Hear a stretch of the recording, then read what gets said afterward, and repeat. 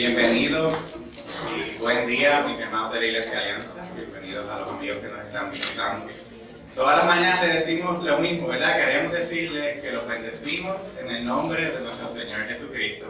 Y les recordamos la mejor manera en que usted puede ser bendecido. Usted debe escuchar su palabra, entenderla, recibirla y ponerla en práctica.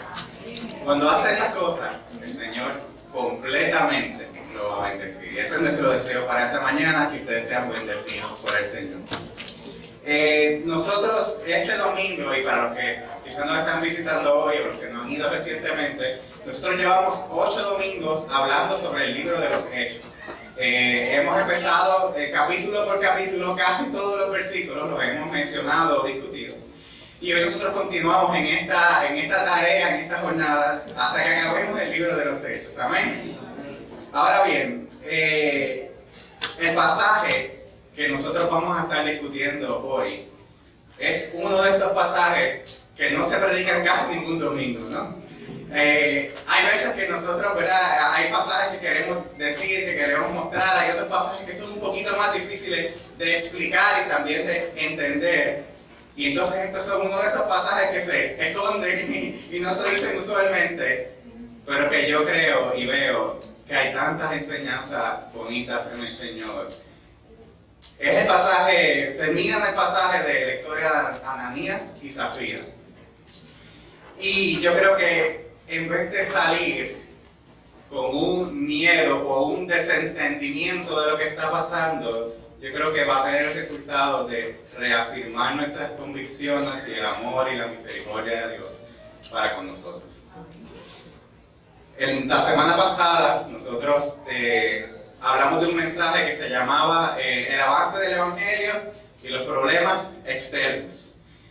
Y para hacer un breve resumen, para beneficio de los que no estuvieron el domingo pasado, nosotros hablamos de esos problemas externos como esa primera oposición que la iglesia primitiva enfrentó.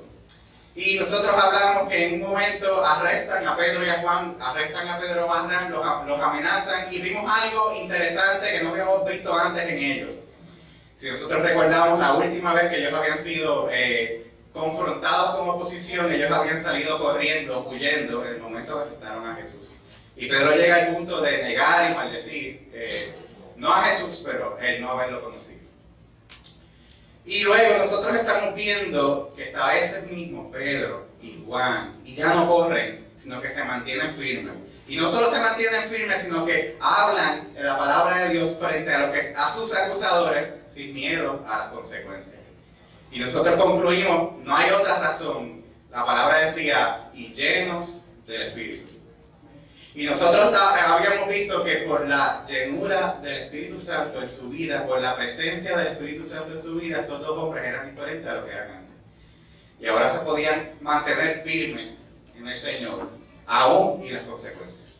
Luego vimos que los dejaron ir, no les hicieron más daño hasta ahora.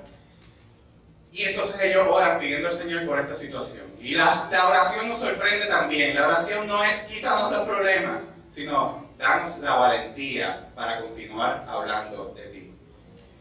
¿Y qué hace Dios con ellos? Algo bien sencillo y bien hermoso. Le contesta su petición. ¿Cómo se las contesta? Permite que sean llenos otra vez de su Espíritu. ¿El resultado? ¿Cuál es el resultado? Que ellos testifican sin temor la palabra de Dios. El avance del Evangelio y los problemas externos, porque venían de afuera, y hoy el avance del Evangelio y los problemas internos. Y para que podamos entender bien el contexto de lo que vamos a hablar y para que podamos entender bien, o lo mejor posible, yo creo que no podemos aspirar a saber exactamente todo lo que Dios tiene en mente cuando hace algo, pero a veces Él nos deja lo suficiente para entenderlo. Y la aspiración de hoy es, cuando leamos estos pasajes, que tengamos lo suficiente para entender lo que Dios estaba haciendo. No pretendo decirle que aquí está todo, eso sería arrogancia de mi parte, pero lo suficiente. Y para poder entender esto bien, yo quiero que ustedes vayan conmigo a Hechos capítulo 4 y vamos a primero dedicar un tiempo a hablar de Hechos capítulo 4, versos del 32 al 37, es el final. Y cuando hagamos esto, la palabra de Dios nos va a dar un buen contexto de lo próximo que va a pasar, Ananías y Zafira. Mira bien, ¿lo tienen? Todos los creyentes eran de un solo sentir y pensar. Nadie consideraba suya ninguna de sus posesiones, sino que compartían. Los apóstoles, a su vez, con gran poder, seguían dando testimonio de la resurrección del Señor Jesús. La gracia de Dios se derramaba abundantemente sobre ellos, pues no había ningún necesitado en la comunidad. Quienes poseían cosas o terrenos los vendían. Llevaban el dinero de las ventas y lo entregaban a los apóstoles para que se distribuyera cada uno según su necesidad. José, un levita natural de Chipre, a quien los apóstoles llamaban Bernabé, que significa consolador, vendió un terreno que poseía, llevó el dinero y lo puso a disposición de los apóstoles. ¿Me acompañan en pie para orar? Vamos a orar.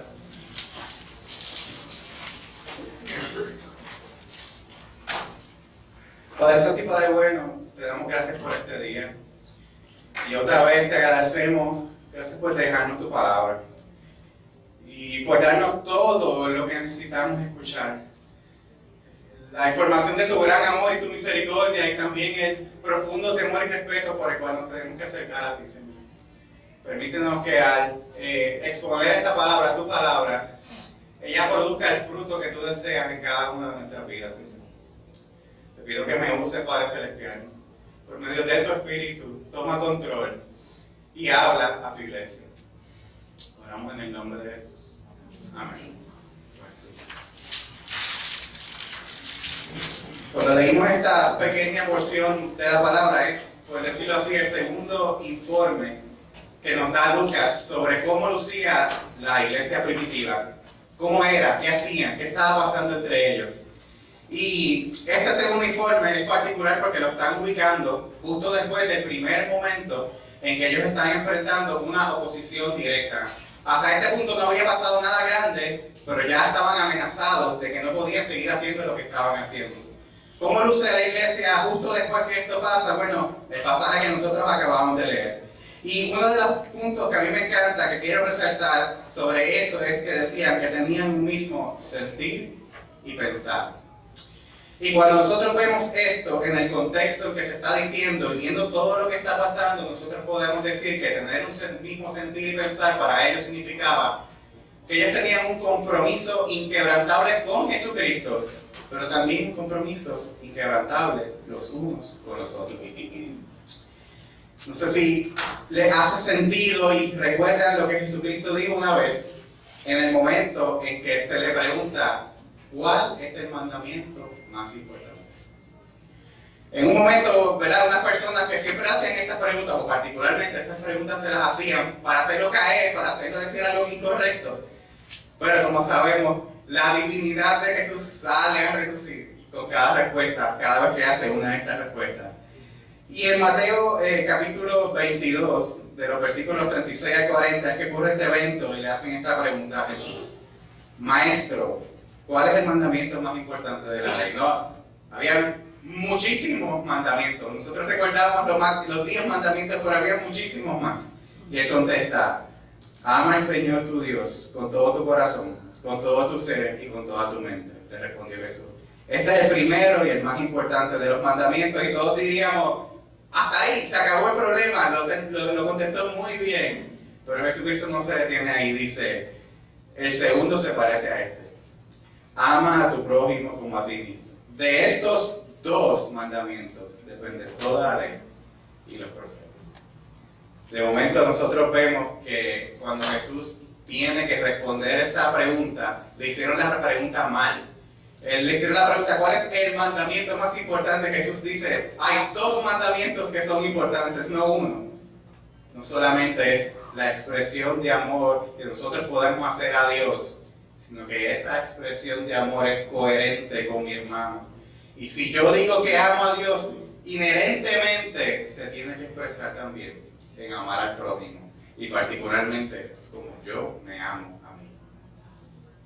¿Verdad? Y entonces cuando vemos esto que está pasando aquí, lo que Jesús dice que es lo más importante y lo que está pasando luego de que llega el Espíritu Santo a los creyentes y cómo se están comportando, nos damos cuenta de que hay coherencia de personas que aman a Dios. De momento estamos viendo el versículo 33, dice, los apóstoles a su vez con gran poder seguían dando testimonio de la resurrección del Señor Jesús. Y nosotros recordamos que justo después que ellos oran decían que no solo los apóstoles, sino que todos proclamaban la palabra sin temor. Cuando nosotros vemos esto y lo que había pasado justo anteriormente, nos damos cuenta que estas personas están poniendo a Dios, a Jesús, por encima de su propia vida. Recientemente Jesús había sido crucificado por mantenerse en su palabra. Y si ellos se mantenían en su palabra, tenían la posibilidad de perder su vida. Y cuando se dice que a pesar de la persecución que estaban haciendo esto, ¿qué estaba pasando? Ellos estaban poniendo a Dios por todas las cosas. Pero la expresión el amor a Dios, la obediencia a Dios de ellos, no se detenía ahí. No se detuvo ahí, sino que se expresaba hacia los demás. De dos maneras, ¿no? Hay dos ideas que nos comparten esa expresión del amor. Decía, hay una en Hechos 4:32, la primera parte dice, nadie consideraba suya ninguna de sus posesiones, sino que las compartían. Esto nos da una idea, ¿no? ¿Qué nos está diciendo aquí? Los creyentes decían, oh, yo tengo mis posesiones, vamos a decir, tengo mis cosas, pero cuando le hacen falta a un hermano, yo las tengo disponibles para él.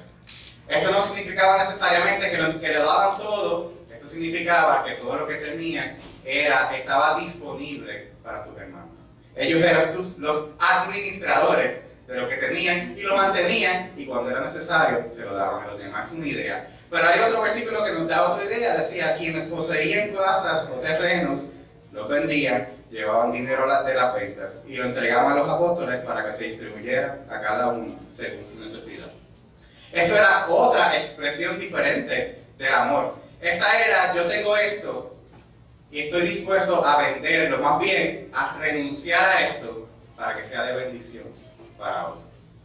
Tenemos personas que administraban lo que tenían en favor del otro, pero también tenemos personas que estaban dispuestas a renunciar a ciertas cosas para bendición de los demás. Ambas ideas expresaban el amor hacia sus hermanos. Y cuando nosotros vemos esto, y cuando nosotros vemos que estas cosas se estaban pasando voluntariamente, no hay ninguna orden de ningún apóstol, de nada, que les dijera a ellos que tenían que hacer esto. Esto estaba ocurriendo naturalmente por la presencia del Espíritu Santo en la vida de estas personas. Definitivamente, nosotros tenemos que concluir, esto no es normal. ¿Dónde vemos esto? ¿Dónde nosotros vemos esto hoy? ¿Dónde lo vimos antes de eso? Esto no es normal, esto es sobrenatural, algo está pasando y uno se pregunta, ¿qué está pasando? ¿Qué está pasando en esta gente, con esta persona? Y Hechos capítulo 4, verso 33, la segunda parte y el verso 34 nos dan esa respuesta. Dice, escuchen bien esto, va a estar proyectado, la gracia de Dios se derramaba abundantemente sobre todos ellos, pues no había ningún necesitado en la comunidad. Escuchen esto, la gracia de Dios se derramaba sobre ellos y el resultado era, pues no había ningún necesitado en la comunidad. Escuchen bien este planteamiento. Lo que está pasando no era simplemente la expresión de bondad del creyente, escuchen, sino la expresión del amor de Dios para su iglesia a través de los creyentes por medio del Espíritu Santo. Lo que estaba pasando era que literalmente la gracia de Dios se estaba pudiendo expresar en su iglesia a través de los creyentes por el Espíritu Santo que vive en ellos. Si esto nos parece algo grandioso, lo que estaba pasando, no era porque esta gente era en sí mismo grandiosa, sino porque Dios estaba derramando su gracia por su Espíritu en la gente. Si vemos esto grandioso, estamos viendo lo grandioso que es Dios y cómo Él puede hacer llegar su gracia y cómo nos permite, nos da el privilegio de hacer llegar su gracia a través de nosotros, pero es Él.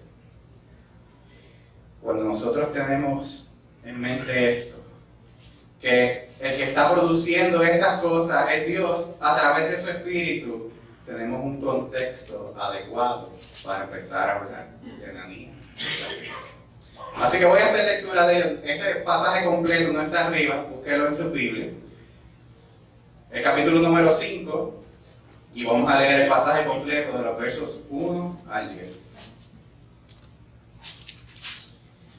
Usted amablemente me observa una vez lo tenga para yo saber y comenzar a leer y podamos hacer la lectura juntos.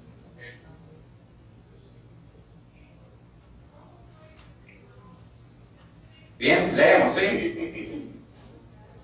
Hechos capítulo 5, versos del 1 al 10. Un hombre llamado Ananías también vendió una propiedad y, en complicidad con su esposa Safira, se quedó con parte del dinero y puso el resto a disposición de los apóstoles. Ananías le reclamó a Pedro: ¿cómo es posible que Satanás haya llenado tu corazón para que le mintieras al Espíritu Santo y te quedaras con parte del dinero que recibiste por el terreno? ¿Acaso no era tuyo antes de venderlo? Y una vez vendido, ¿no estaba el dinero en tu poder? ¿Cómo se te ocurrió hacer esto? No has mentido a los hombres, sino a Dios. Al oír estas palabras, Ananías cayó muerto, y un gran temor se apoderó de todos los que se enteraron de lo sucedido. Entonces se acercaron los más jóvenes, envolvieron el cuerpo y se lo llevaron y le dieron sepultura. Unas tres horas más tarde entró la esposa sin saber lo que había ocurrido.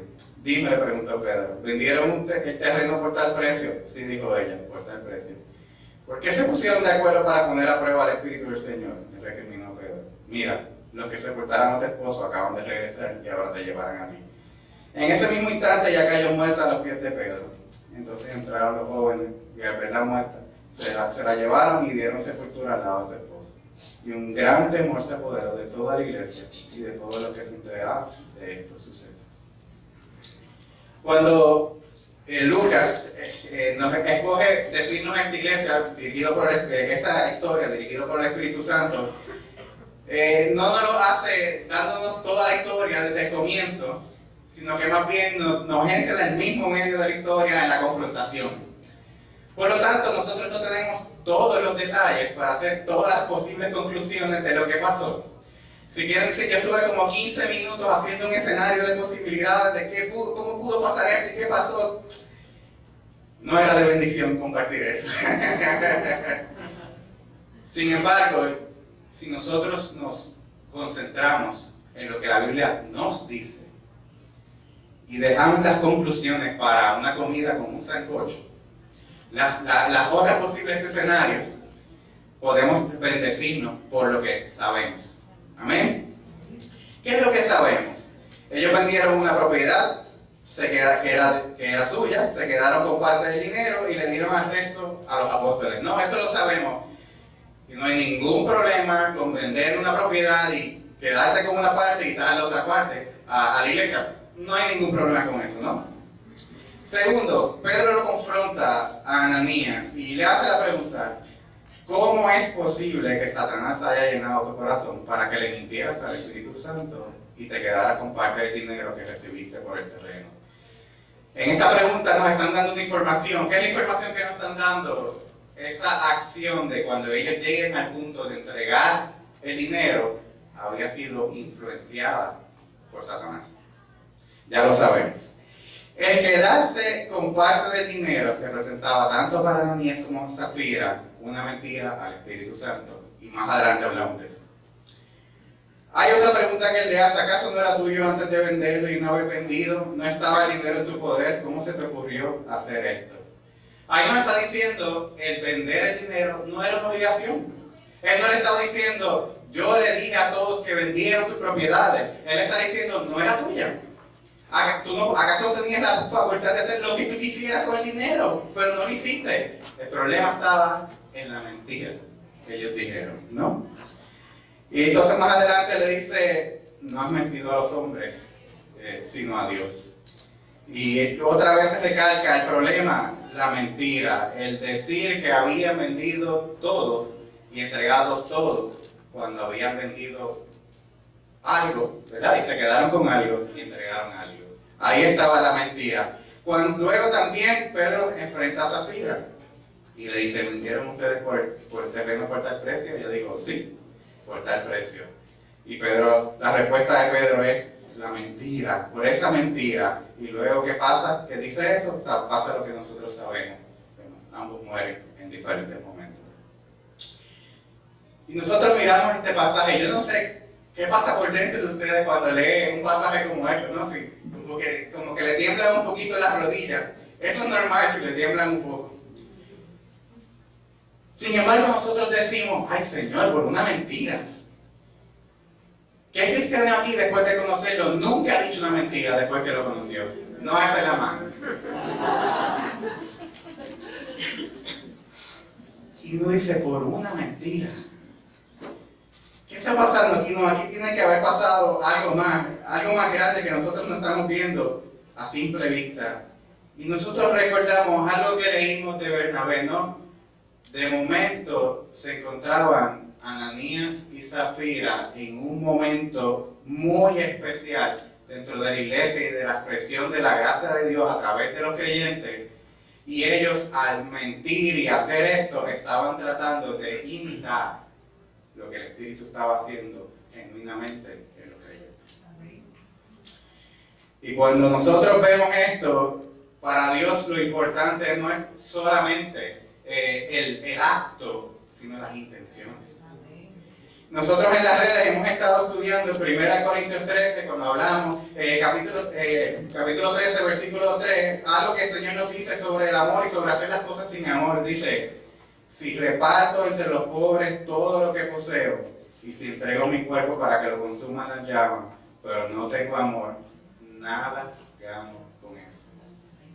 Este acto, que aparentemente y a los ojos de cualquier persona es un acto de amor increíble, cuando no está acompañado del amor de Dios, no sirve de nada. No sirve de nada. Ellos con esta mentira estaban diciendo que lo que ellos hicieron era la obra del Espíritu Santo, cuando no lo era. Y esta acción era directamente una ofensa a la persona y al ministerio del Espíritu Santo en el creyente. Ese acto se podía confundir con algo genuino. Y está Dios diciendo, limpiando, recogiendo, eso no fue mío. Con esta acción severa, fuerte, pero justa y apropiada, nosotros estamos viendo que Dios está haciendo algo hermoso. Dios está protegiendo a su iglesia y el testimonio de su iglesia. Nosotros, como personas, como hombres, no tenemos la capacidad de llegar al corazón y saber qué persona es genuina o no es genuina.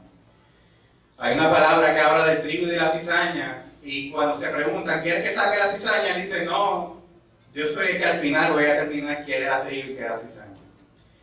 Cuando llegan personas a la iglesia, cuando llegan a nuestro grupo, a nuestra vida, nosotros no tenemos la capacidad de mirar al interior y saber si son genuinos o no son genuinos. Si al final ellos van a hacer lo que pensábamos que era o no, no sabemos. Pero Dios no nos manda a tratar de adivinar eso. Eso le toca a Él. Sin embargo, cuando yo veo cómo Él está actuando, en este momento en particular, yo veo que Dios está cuidando de su iglesia. Y que lo que escuchamos esto, tenemos que tener un cuidado, ¿no? Dios está al mando. Dios es el que cuida y el que sabe en el momento preciso, en el lugar preciso, cómo hacer justicia y cómo cuidar su nombre. Sin embargo, los que estamos bajo Él y que genuinamente le estamos buscando, nosotros tenemos la tranquilidad. Dios nos está cuidando. Eso va más allá de mi capacidad de poder ver o percibir o entender quién es quién. Si nosotros como iglesia sabemos que alguien está haciendo algo incorrecto, bueno, nos toca en amor ayudarlo, en amor llegar a donde Él. Pero Dios está en control. Yo no tengo que ser el más inteligente, porque Dios es el que protege a su iglesia. Luego que estamos viendo aquí, y particularmente cuando vemos el tipo de preguntas que está haciendo Pedro, que está haciendo Pedro a ellos, nosotros nos damos cuenta que Dios está haciendo algo más con ellos. Él está dando a conocer y a entender quién es el Espíritu Santo. Porque de momento esto es una nueva realidad para los creyentes. El Espíritu Santo llega, empieza a ser parte de su vida, pero ¿qué conocen ellos de Él? ¿Qué saben ellos de Él? ¿No? Nosotros después de 2000 años, un poco más, de mucha ortodoxia, tenemos unas definiciones bien puestas en todas las clases de teología en cuanto a quién es el Espíritu Santo. Pero ellos lo estaban conociendo, aprendiendo quién era en ese momento. Y cuando Pedro hace estas preguntas, también nos están diciendo, ¿quién es el Espíritu Santo? Dice, ¿cómo es posible que Satanás haya llenado tu corazón para que le mintieras al Espíritu Santo? La otra pregunta, ¿por qué se pusieron de acuerdo para poner a prueba al Espíritu Santo? Uno no le puede mentir a una energía. Uno no le puede mentir a una sustancia. Uno le puede mentir a una persona. Una energía no tiene la capacidad de ser probada, de hacer un juicio moral sobre algo. Pero aquí estamos viendo que Pedro está escribiendo al Espíritu Santo la capacidad de entender y la capacidad de discernir un juicio moral. Eso no es una sustancia, eso no es una energía, eso es una persona. Y más adelante él le dice, ustedes le mintieron al Espíritu Santo, y luego dice, no le han mentido a los hombres, sino le han mentido ¿a quién? A Dios. Él está diciendo, el que está ahí no es una energía, es una persona. Y el que está ahí no es cualquier persona, es Dios. Y con esta respuesta, con este problema, Dios está aprovechando a conocer un poco más. ¿Quién es el Espíritu Santo? ¿Qué está haciendo el Espíritu Santo? Y cuando nosotros empezamos a entender que el Espíritu Santo no es una energía, el Espíritu Santo es una persona, el Espíritu Santo es Dios.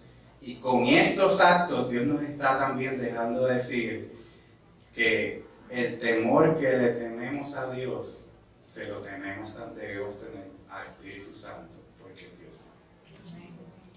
Decía, al oír estas palabras, en el versículo 5, Ananías cayó muerto y un gran temor se apoderó de todos los que se enteraron de lo sucedido. Luego los versos 10 y 12 dice, en ese mismo instante cayó muerta a los pies de Pedro. Entonces entraron los jóvenes y al ver la muerta se la llevaron y le dieron sepultura al lado de su esposo. Y un gran temor se apoderó de toda la iglesia y de todos los que se enteraron de estos sucesos. Yo creo que nosotros, cuando hemos leído la Biblia desde un principio a fin, hemos encontrado muchas veces la palabra temor, y en diferentes contextos, no siempre es en el mismo contexto. Hay muchos momentos que se dice temor porque literalmente le está dando miedo a lo que está viendo. Si nosotros hacemos un recuento de las diferentes apariciones que hace Dios, o a través de un ángel, o de alguna manera Dios mostrándose a sí mismo como Él es ante la gente, ¿qué le pasa a la gente cuando ve a Dios como Él es? Le da temor, ¿no? Y ese temor tiene que ver con que estoy viendo algo que es más grande que yo, más poderoso que yo, algo que yo no puedo sostenerme al lado de él, y eso produce miedo, ¿no? Algún tipo de miedo, un temor. Sin embargo, cada vez que Dios se acerca a las diferentes personas, que le va a llevar un mensaje, que le está mostrando quién es él, que le dice, no temas, no temas, no temas. Nosotros podemos ver claramente que la intención de Dios no es asustarnos ni que tengamos un miedo de salir corriendo, sino de que entendamos quién es Él y que Él amorosamente se quiere acercar a ti sabiendo que existe esa diferencia. Dice Hebreos 10, 19 al 20 de la manera más bonita, donde nos explica cómo Dios hace esa provisión para que el estar cerca Él de ti sea posible. Él dice, así que hermanos, mediante la sangre de Jesús, tenemos plena libertad para entrar en el lugar santísimo.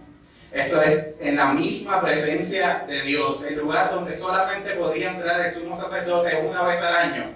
Después de muchas ceremonias, nos está diciendo, ustedes pueden entrar a ese lugar. Por el camino nuevo y vivo que Él nos ha abierto a través de la cortina, es decir, a través de su cuerpo, el cuerpo de Jesucristo. La intención de Dios no es que salgamos corriendo, sino que entendamos quién es Él, el perdón que nos ha dado, el sacrificio que hizo para que tú puedas entrar a ese lugar. Cuando yo pienso en esto, cuando veo cómo Dios se acerca a nosotros, no hay otra cosa que concluir que Dios quiere que nos acercamos con reverencia y respeto. No con miedo de pavor de correr, sino con reverencia y respeto, sabiendo quién es Él y sabiendo lo que Él está haciendo por nosotros. Hay una ilustración un ejemplo bíblico, una ilustración que a mí me encanta para pensar en esta realidad. Piensa en esto, que quien ha venido a morar a tu vida cuando tú has creído, no es una energía, es la persona del Espíritu Santo, Dios mismo. Y tú dices, ¿cómo Dios mismo vive en mí, yo siendo como yo soy? No, Él nos hizo nacer de nuevo, pero aún así no somos perfectos. ¿Cuál de ustedes es perfecto? ¿Cuál de ustedes no ha vuelto a pecar luego de que el Espíritu Santo llegó a su vida? Aquí pueden alzar la mano.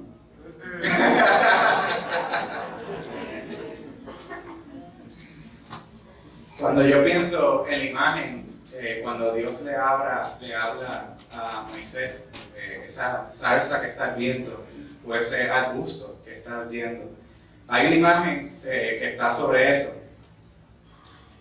Ahorita él la va a poner mi amigo Silverio, la imagen de la zarza, el arbusto ardiendo. Cuando yo pienso en lo que Dios está haciendo, a mí me parece que esa imagen demuestra lo que está pasando en nuestra vida. Hay un arbusto que ante el fuego lo que debe pasar es quemarse, consumirse, destruirse. Sin embargo, cuando Moisés está mirando, lo que le llama la atención, que hay un arbusto que es frágil, que no puede hacer nada contra el fuego, sin embargo está encendido y no se está consumiendo.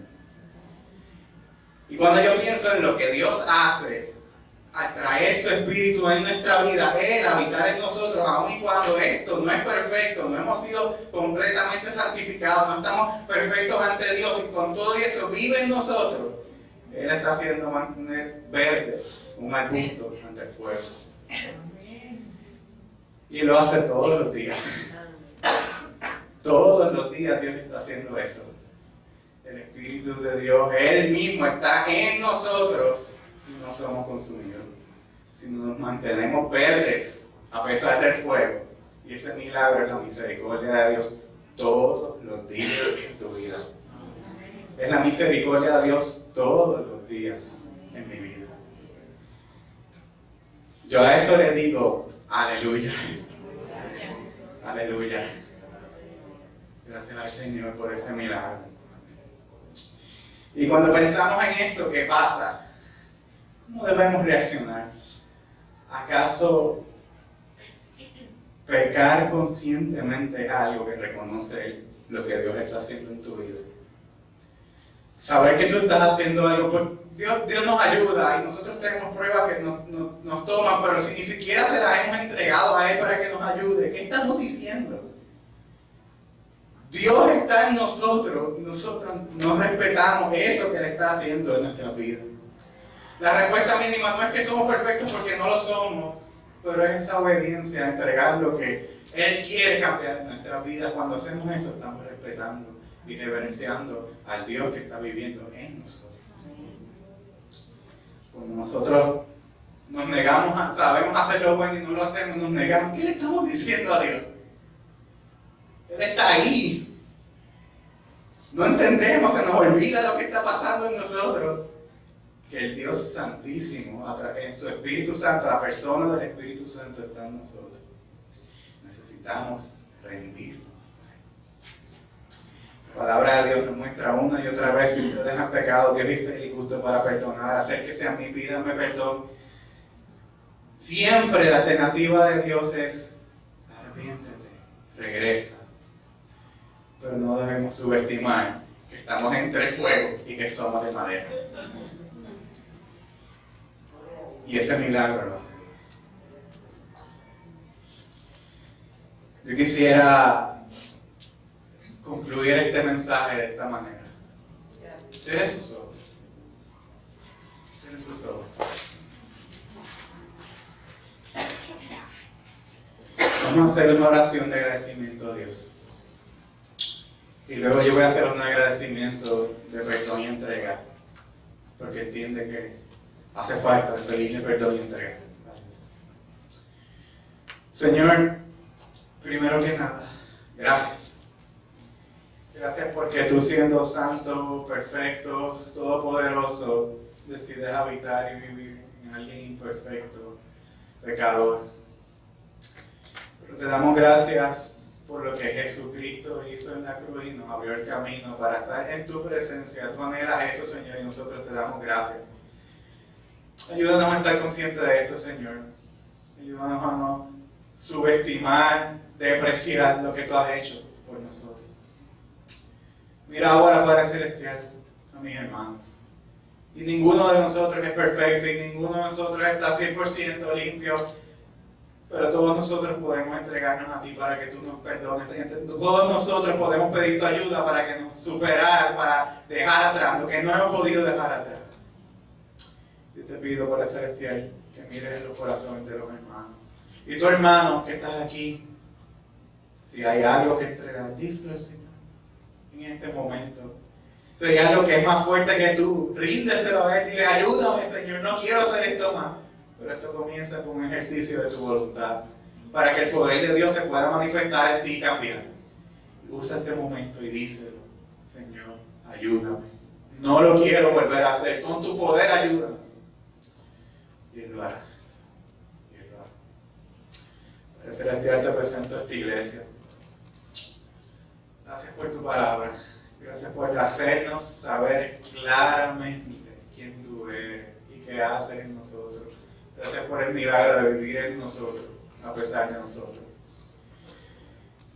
Permítenos entregarnos, Padre Celestial, a ti, para que tú puedas usarnos poderosamente como tú quieras y que esta, la iglesia de Punta Cana, sea una iglesia que se caracterice por personas llenas de tu Espíritu. Ponemos en tus manos, Señor. Perdónanos, levántanos, úsanos. En el nombre de Jesús. Amén.